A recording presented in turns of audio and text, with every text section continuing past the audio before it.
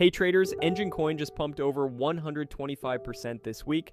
Current price sitting around $0.044 and 24-hour volume is looking strong. So the big question, next pump incoming, or is this a trap? Here's the quick take.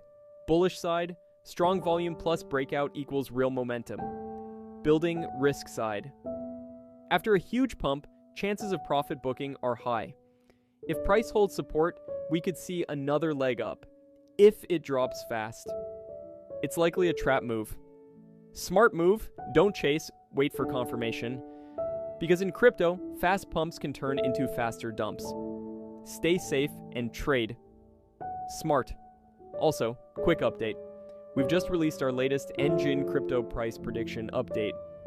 Support and targets revealed. Big moves could be ahead for Enjin. We've just dropped our latest analysis with key support levels and price targets you don't want to miss. If you'd like deeper insights, check out our Patreon page, link in description and comments.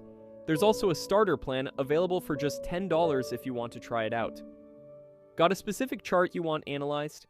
Feel free to DM me anytime. Happy to take requests. Catch all the details via the link below. Disclaimer, please do your own research. This content is for informational purposes only and is not financial advice.